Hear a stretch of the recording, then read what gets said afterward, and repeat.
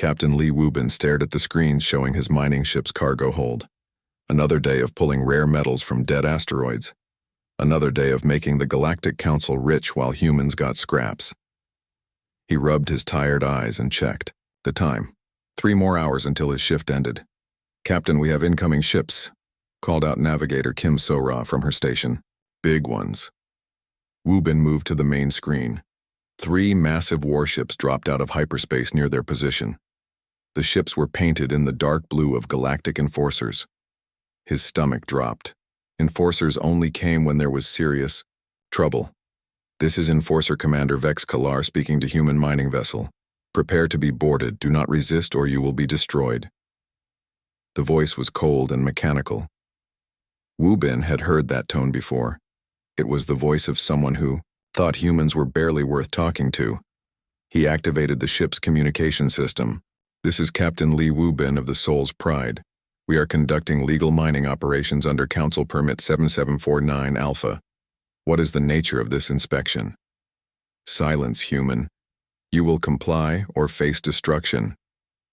20 minutes later, armed, enforcers filled the small bridge of the mining ship. They were tall, gray-skinned aliens with 4 arms and cold black eyes. Commander Vex Kalar stepped forward holding a data pad. "Human Lee Wubin, you and your crew are hereby ordered to cease all operations. All human colonies are to be evacuated immediately. Earth has been declared a biological hazard to galactic peace." The words hit Wubin like a physical blow. "What? That's impossible. We've followed every law. We've paid every tax. We've done nothing wrong." Vex Kalar's face showed no emotion. "Your species has been reclassified as dangerous. One of your diplomats, Park So-young, questioned council authority. She dared to challenge our decision about mining rights on the world you call Kepler 442b. This act of terrorism cannot be tolerated." "Terrorism?" Wubin could not believe what he was hearing. She asked a question. "That's terrorism now?" Questions. Challenge order. Challenges lead to chaos. Chaos threatens galactic peace. Therefore, your species must be contained or eliminated. Dr. Kim Tae-ho, the ship's science officer, stepped forward. He was a quiet man who rarely spoke, but now his face was filled with anger. "You're talking about genocide because someone asked why you took our discovery away from us? Your discovery?" Vex Kalar laughed, a harsh sound. "Primitives do not discover. They find things that advanced species allow them to find. The Vorthak Empire has decided that world serves their needs better than yours." On the screen behind them, another scene was playing out. The peaceful human colony on New Busan was visible below. Wubin had visited there just last month. It was home to 30,000 humans, farmers, teachers, children, elderly grandparents. Good people living quiet lives. Then the Vorthak ships opened fire. Wubin watched in horror as energy beams struck the surface. The colony's shields held for exactly 12 seconds before collapsing. The farms, the schools, the homes, everything turned to fire and ash in moments. 30,000 lives ended without warning, without mercy, without reason. "No," whispered Engineer Yoon Da-un from behind him. "No, no, no." The silence on the bridge was broken only by quiet crying. These humans had done nothing wrong. They had grown food, taught children, and lived peaceful lives. Their only crime was being human. Vex Kalar watched the destruction with satisfaction. This is what happens when your species forgets its place. New Busan was just the beginning. Every human colony will be cleansed. Earth itself will be sterilized within one standard cycle. Something changed in the air on the bridge. Wubin felt it first, a shift in how his crew was standing, how they were breathing. The fear was still there, but something else was growing alongside it. Something harder, something angrier. Dr. Tae-ho stepped closer to the screen, his hands shaking as he watched the fires burn where children had played that morning. When he spoke, his voice was very quiet but very clear. "You just made the worst mistake in the galaxy's existence." Vex Kalar turned to look at him. "Threats from a primitive? How amusing." "Not a threat," Tae-ho said. "An observation. You see, you know a lot about humans, but you missed something important. You missed what we do when someone hurts our families." The Enforcer Commander made a dismissive gesture with two of his arms. "Your species is weak. You submit to authority. You follow rules. You cause no trouble because you fear consequences." "You're right about one thing," Tejo continued. "We do follow rules. We try to be peaceful. We want to get along with everyone. But you just killed 30,000 of our families. You just declared war on our children. You just crossed a line that should never be crossed. And what will you do about it?" Vex Kalar asked mockingly.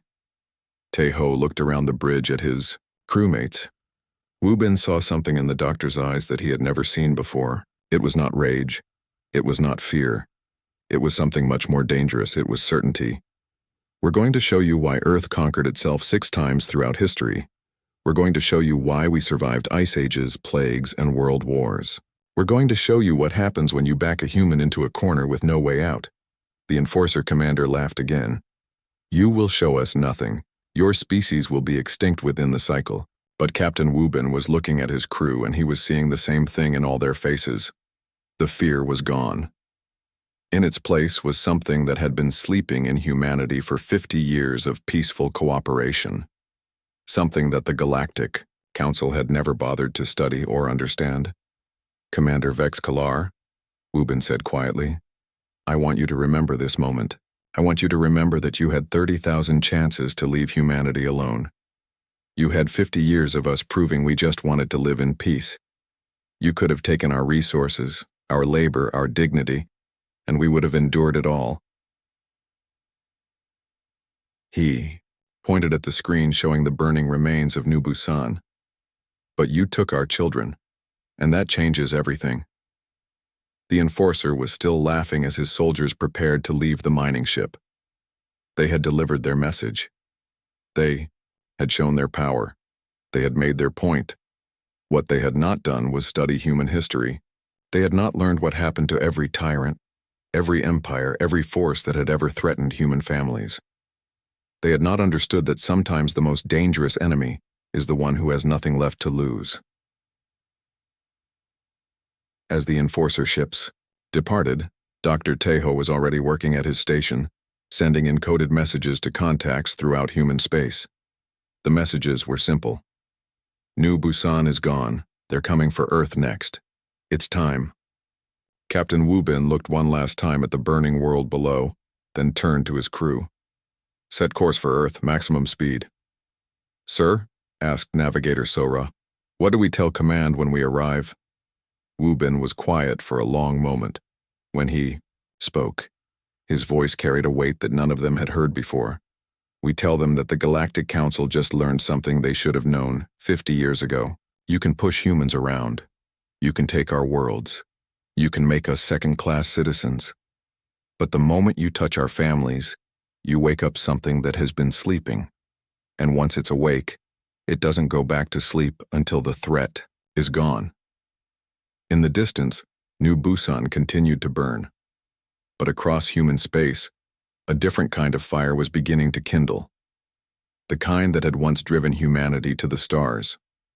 The kind that had never been truly extinguished, only carefully controlled. The Galactic Council had just blown out that control. They were about to discover what humanity looked like when the gloves came off.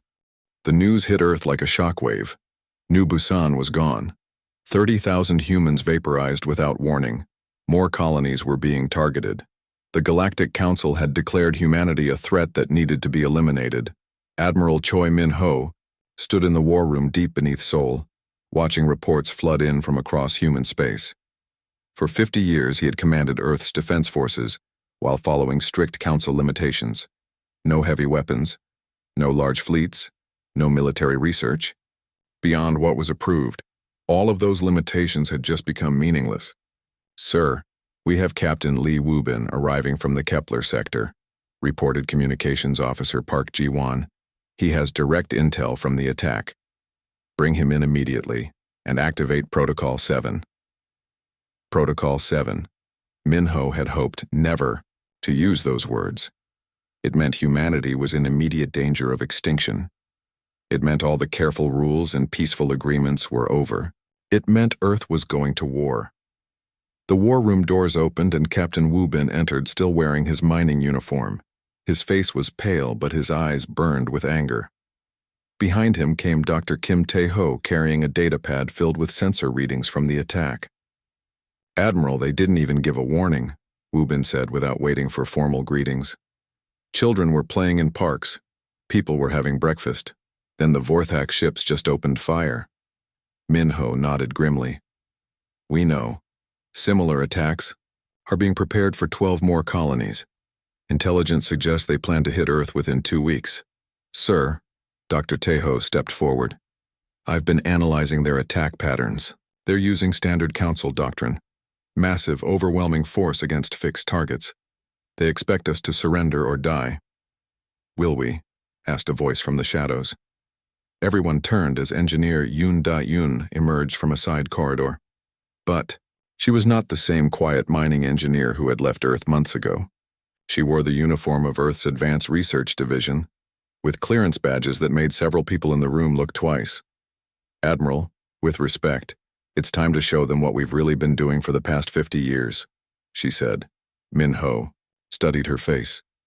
"Are you sure we're ready?" "We've been ready for 30 years, sir. We just hoped we'd never need to prove it." Da-eun moved to the central display and entered her authorization codes. The screen changed to show technical specifications that made Captain Wu Bin's eyes go wide. "Project Prometheus," she announced. While the council thought we were just mining asteroids and growing food, Earth's best scientists were preparing for exactly this situation. The display showed spacecraft designs unlike anything in the official human fleet. These ships were sleek, fast, and armed with weapons that should not have existed. Every mining ship, every transport vessel, every civilian craft we've built in the last decades has been designed for rapid conversion to military use, Da-eun continued. The Soul's Pride, Captain Wu Bin's ship, can be fitted with combat systems and armor plating in 18 hours. "How?" asked Dr. Tae-ho. "We studied everything the Council forbid us to study. We reverse-engineered every piece of alien technology we could get our hands on, and then we made it better." Another authorization code brought up new displays. Admiral Min-ho watched as Da-eun revealed humanity's greatest secret project. "Meet AI Core Sungjai," she said. The voice that responded was clearly artificial, but somehow warm and distinctly human. "Good morning, Admiral. I have been monitoring Galactic Council fleet movements for the past 72 hours. I have identified 17 critical weaknesses in their standard battle formations." Min-ho stared at the display. True artificial intelligence had been banned by the Council for over 1,000 years. It was considered too dangerous, too unpredictable. Yet here was clear evidence that humans had not only achieved it, but had been working with AI partners for years. "How long have you been operational, Sungjai?" "This iteration has been active for 4 years, Admiral. However, my core programming is based on research dating back to humanity's first contact with the Council. We have been preparing for this day since we realized the Council would never accept us as equals." Captain Wu Bin found his voice. "You're talking about rebellion, about war with the entire galaxy." "No," said a new voice from the entrance. "We're talking about survival." Captain Nam Hyejin entered the room, still wearing the black uniform of Deep Space Reconnaissance. Her ship, the Incheon Ghost, was officially listed as a science vessel. In reality, it was humanity's most advanced stealth ship, capable of traveling deep into Council space without detection.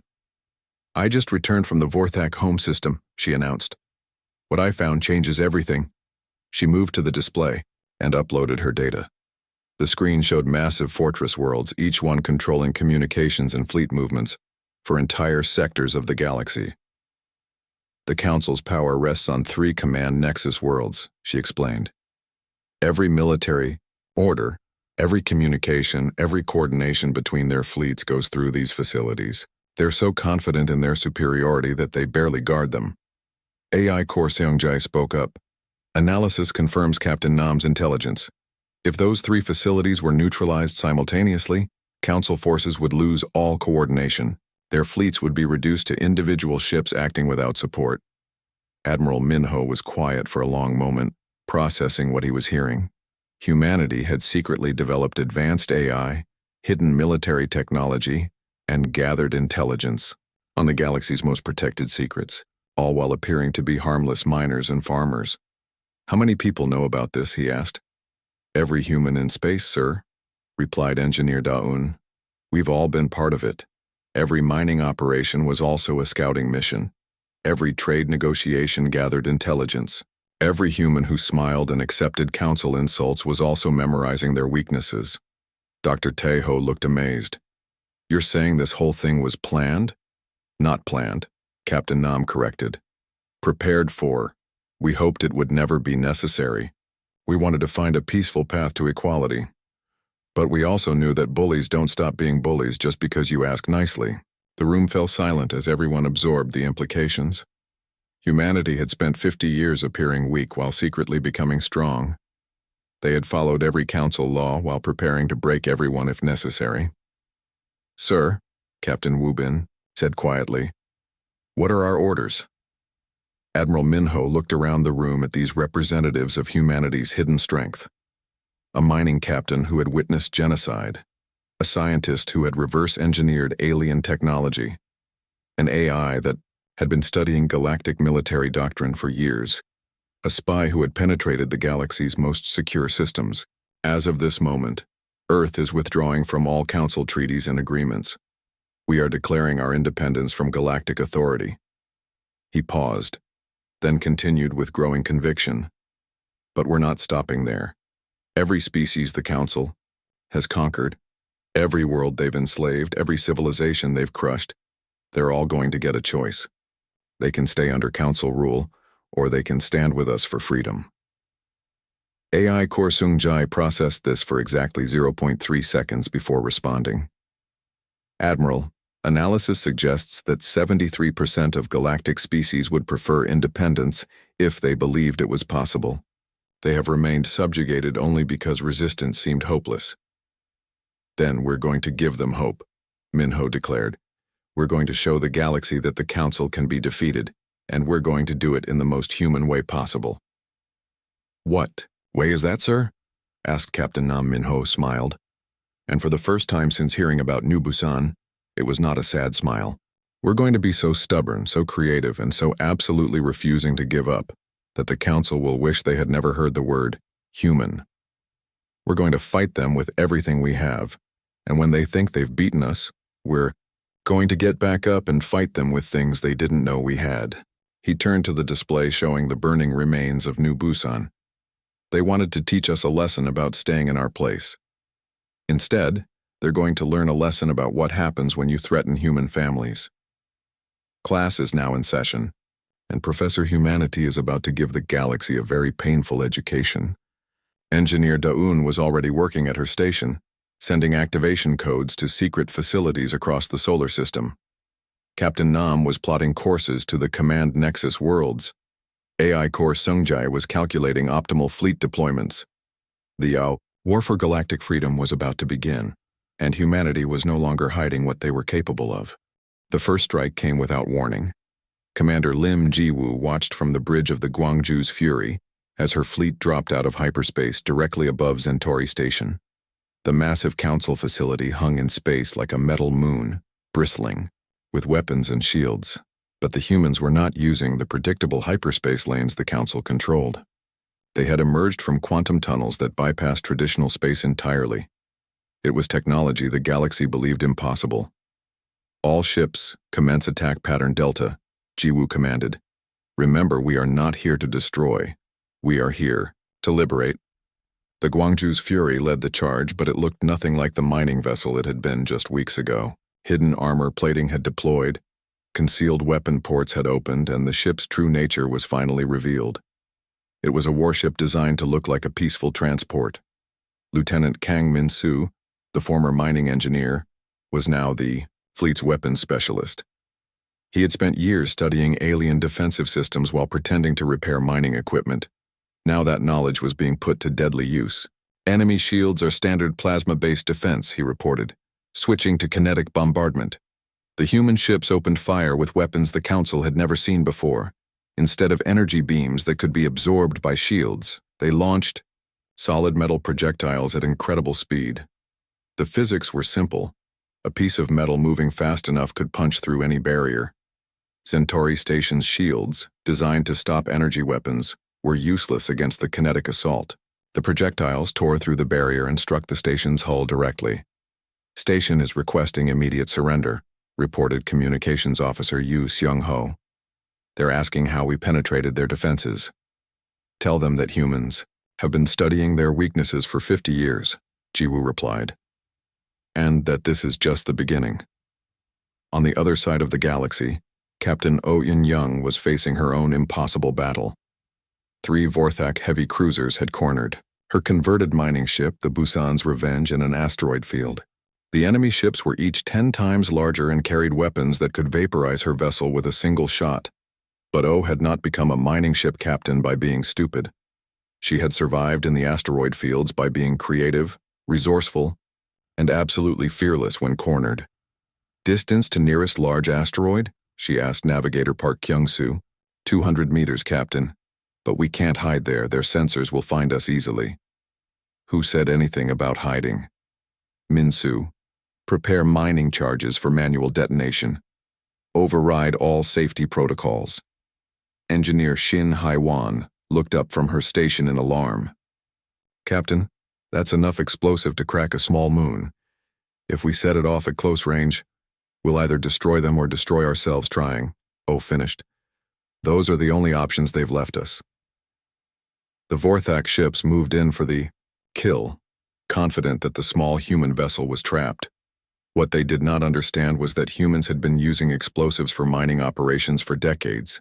They knew exactly how to make rocks move in very destructive ways. Oh waited until the enemy ships were in perfect position, then gave the order. The mining charges detonated inside the asteroid, shattering it into millions of high-speed fragments.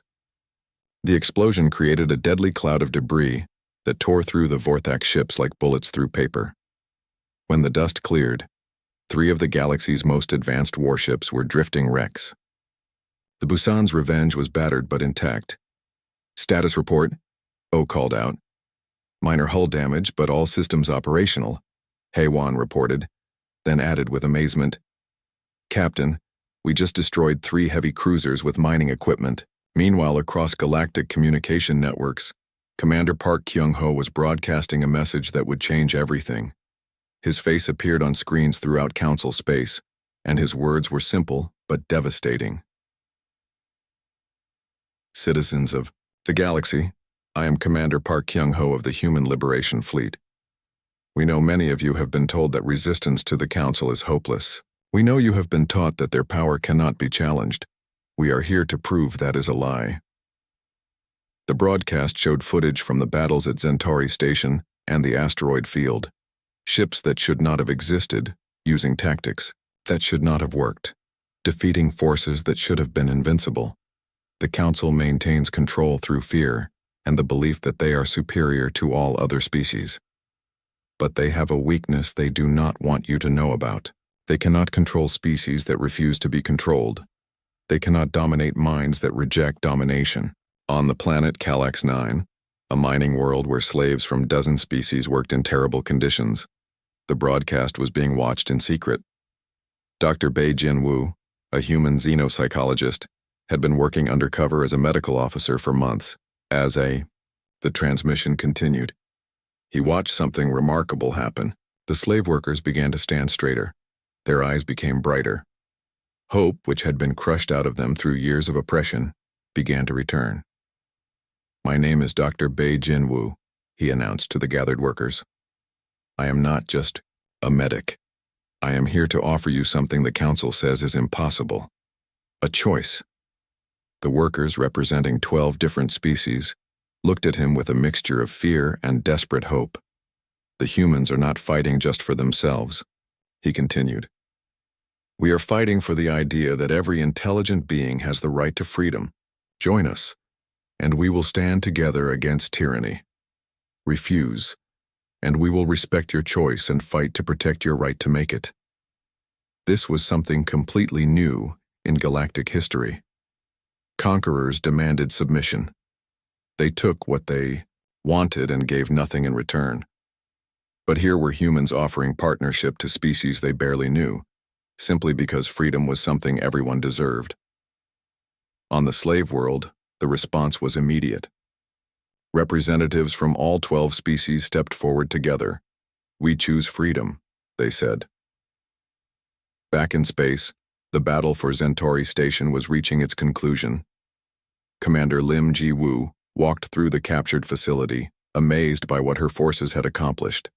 They had taken one of the galaxy's most important communication hubs with minimal casualties on both sides.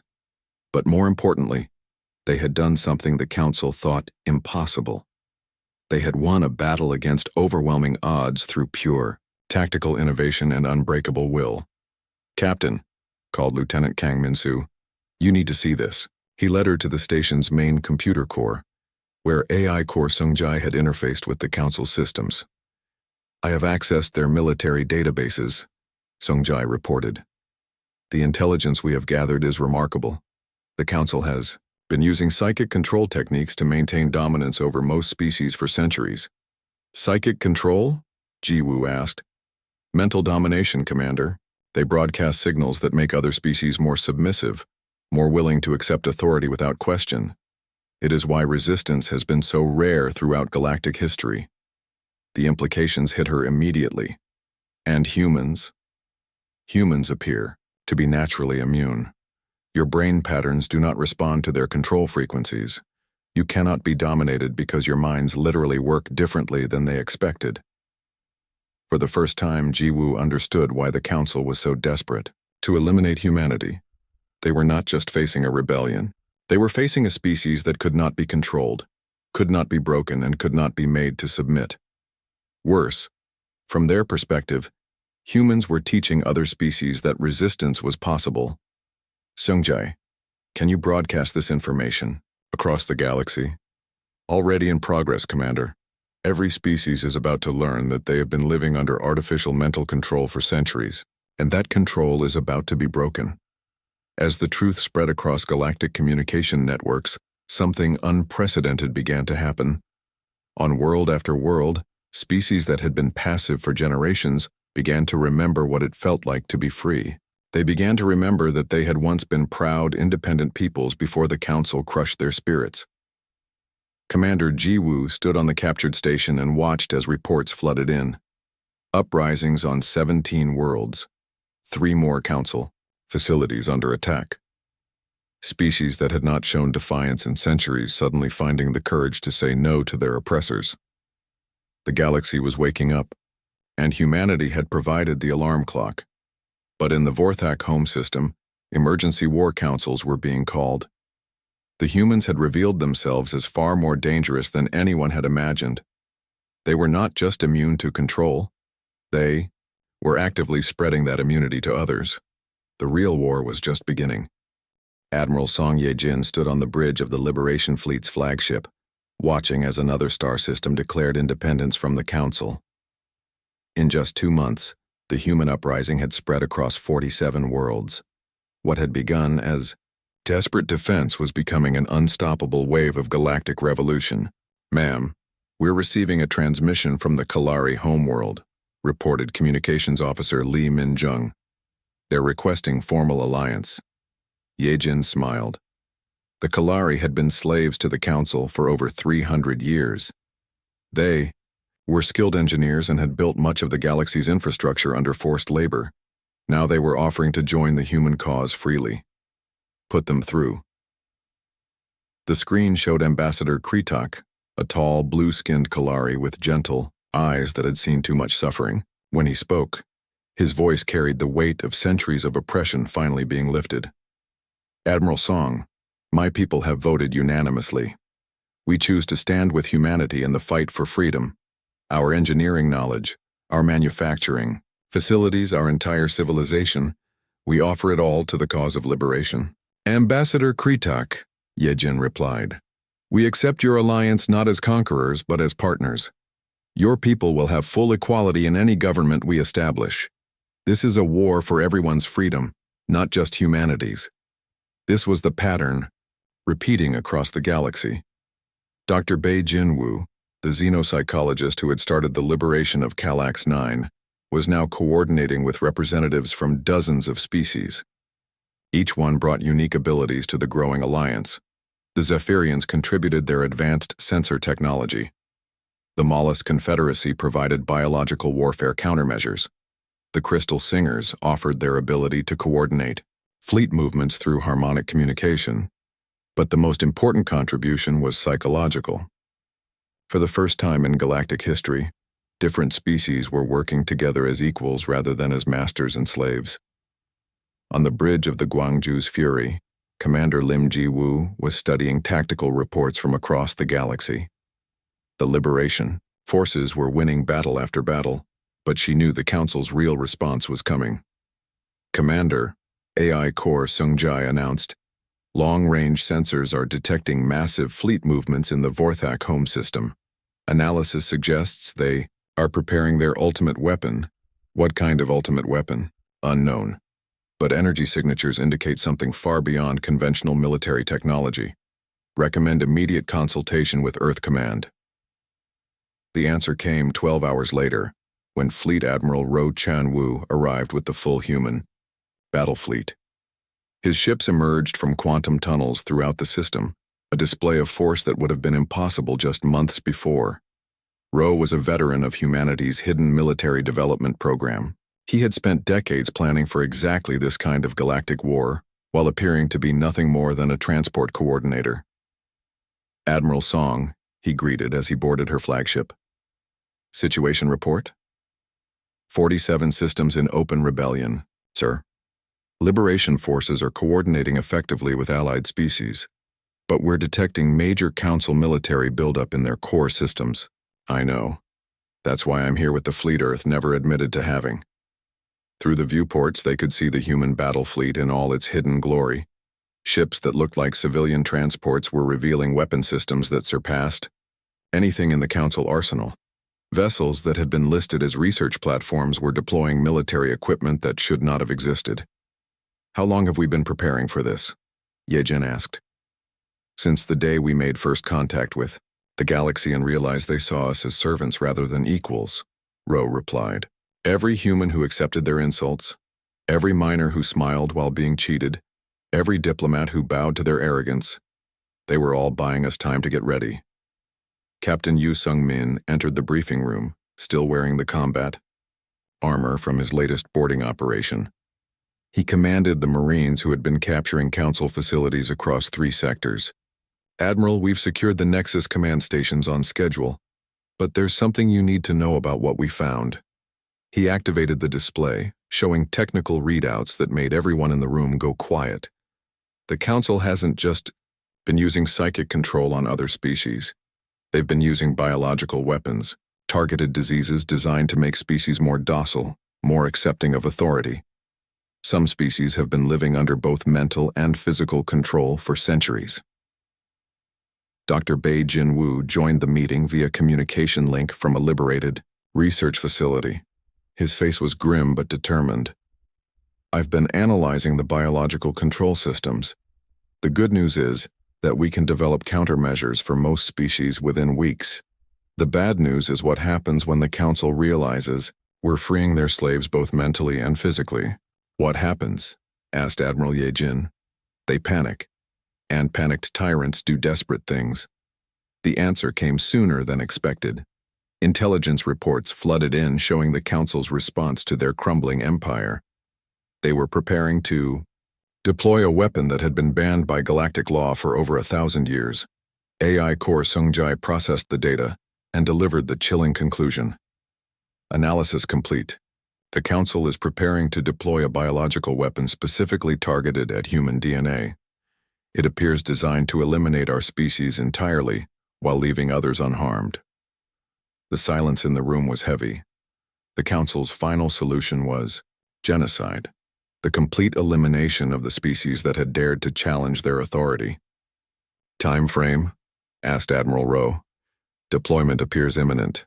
However, I am detecting unusual activity on the Human Research Station, New Horizon.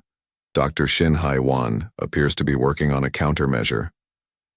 Chief Medical Officer Shin Hai-wan had been secretly researching alien biological weapons for years, while officially studying asteroid mining health effects. Her response to the Council's ultimate weapon was swift and devastating. "I've developed a countermeasure," she announced in her report to Earth Command. But it's more than just a cure. It's a liberation tool. Her breakthrough was remarkable. Not only could she neutralize the anti-human weapon, but she had weaponized the antidote to break the biological control systems the Council used on other species.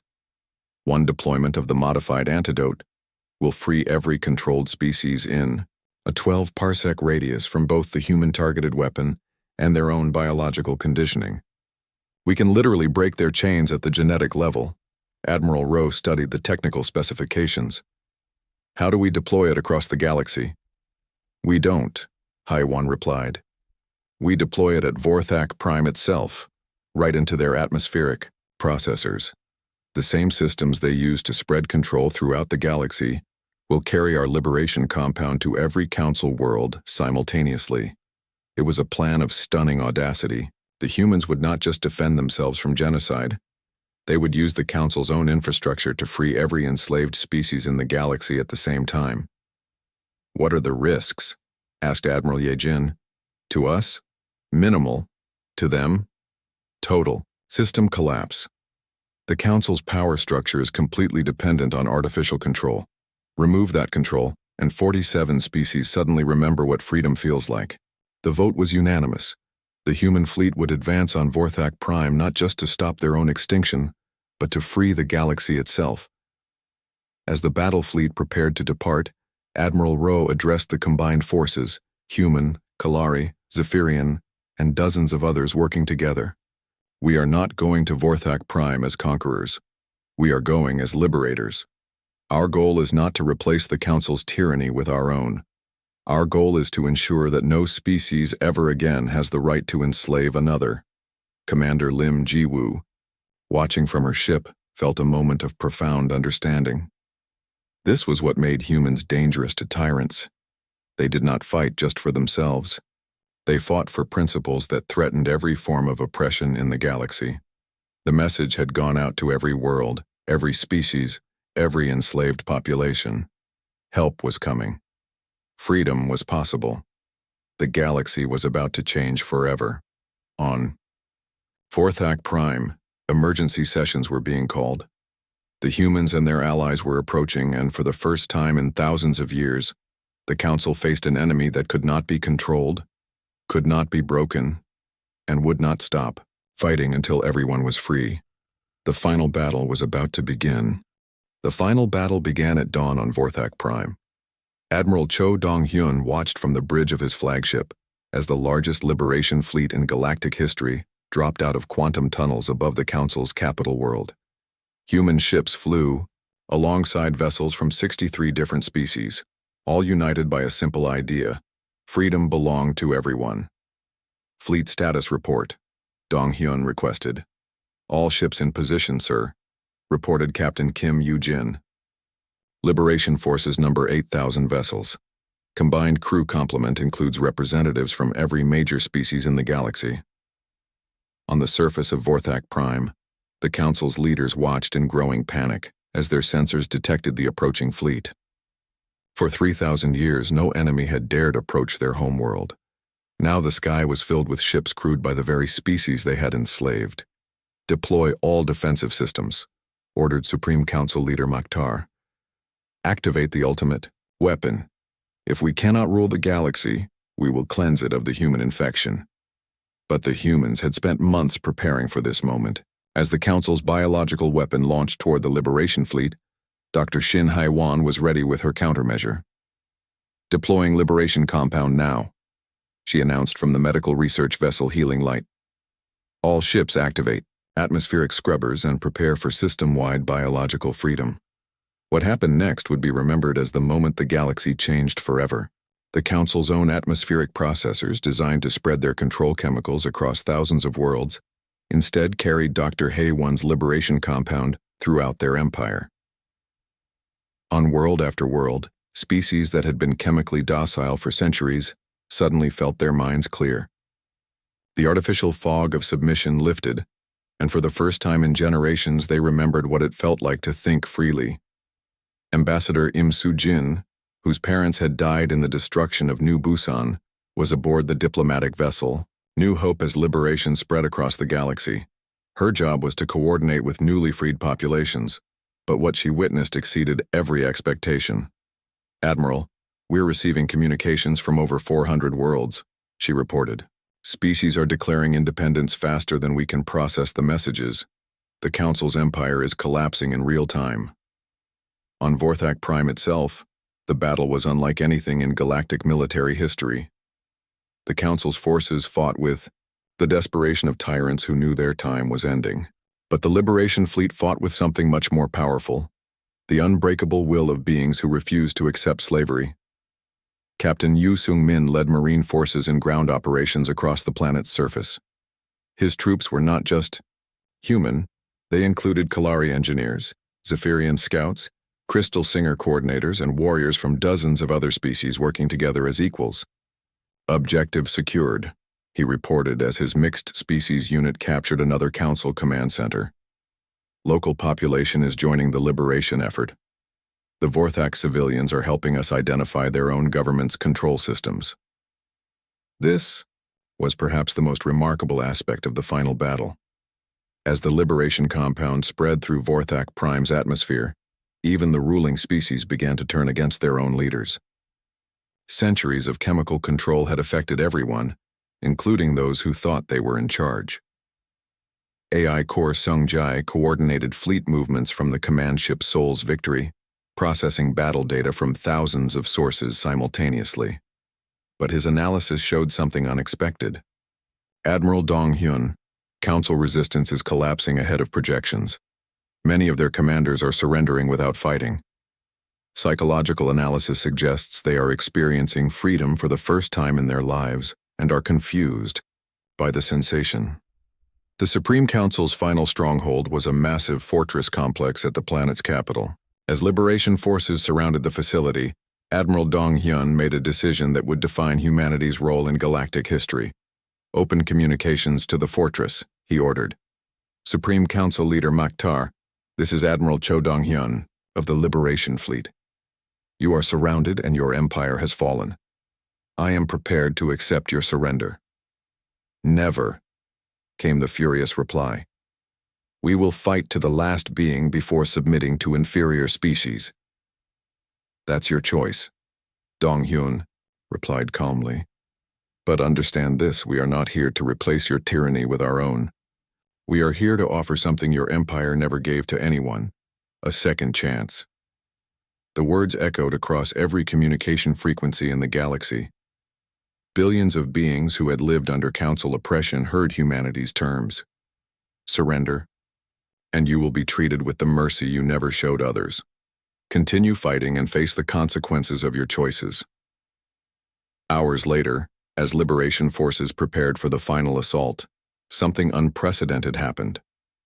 The fortress gates opened, and Supreme Council Leader Maktar emerged under a white flag of surrender.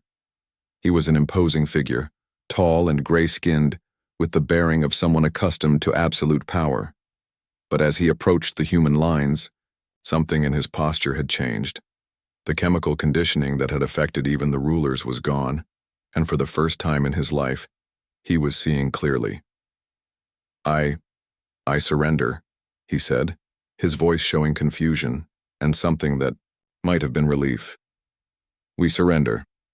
Ambassador Im Soo-jin stepped forward to accept the formal surrender. She looked at this being who represented everything that had oppressed the galaxy and felt not hatred, but something approaching pity.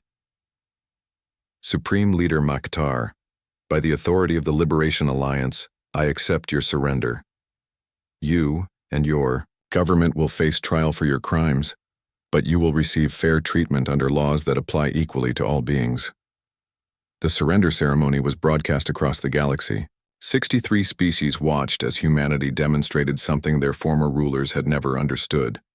Justice tempered with mercy, strength guided by principles, and victory that sought to heal rather than simply to conquer. President Moon Jae-in arrived from Earth to oversee the transition to galactic peace.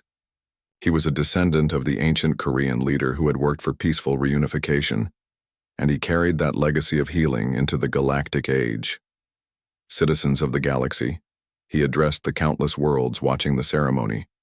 Today marks the end of an era of oppression and the beginning of an age of freedom. But freedom is not something that can be imposed from above. It must be chosen, protected, and nurtured by every being who values it. The Galactic Liberation Accords were signed in a ceremony that included representatives from every freed species. The document established principles that would have seemed impossible just months before: consensual governance, individual rights, species equality, and the radical idea that no being had the right to rule another without consent. Captain Lee Wubin, the mining ship captain who had witnessed the destruction of New Busan, was given command of the first integrated exploration fleet. His mission was to venture beyond the known galaxy, ensuring that free societies would have room to grow and that no future tyranny could threaten galactic peace. "Captain," asked his new first officer, a Kalari engineer named Krival, "what do we do if we encounter hostile civilizations out there?" Wubin looked out at the stars, remembering the anger he had felt watching New Busan burn, and the hope he felt now seeing species working together in freedom. "We offer them the same choice we offered the Council," he replied. "They can join the community of free worlds, or they can face what happens when you threaten people who refuse to be slaves." Dr. Kim Tae-ho, now Director of Galactic Scientific Exchange, made the final log entry about humanity's role in galactic liberation. The Council made a critical error in their understanding of human nature. They saw our willingness to cooperate as weakness, our desire for peace as cowardice, and our respect for law as submission. They failed to understand that these qualities made us stronger, not weaker. When they crossed the line by attacking our families, they awakened something that had been carefully controlled: humanity's absolute refusal to accept the unacceptable. He paused, looking out at Earth, scarred by the war but still beautiful, still free, still home to the species that had changed galactic civilization forever. The galaxy learned that tyranny is not invincible, that freedom is contagious, that when one species refuses to kneel, others remember that they too can stand. And most importantly, they learned that sometimes the most dangerous enemy is not the strongest or the most advanced, but the one who simply will not give up. The words that became the motto of the new Galactic Republic were inscribed in every language of every free species. Never again. Never again would any being be forced to kneel. Never again would strength be used to oppress the weak. Never again would the galaxy forget that freedom belongs to everyone. And in the depths of space, on ships flying the flags of 63 different species, crews worked together as equals, exploring the galaxy their courage had freed. They were living proof that the best way to honor those who died fighting tyranny was to ensure their sacrifice led to a better universe for all. The Council had crossed the line when they destroyed New Busan. Humanity had snapped in response, and the galaxy would never be the same.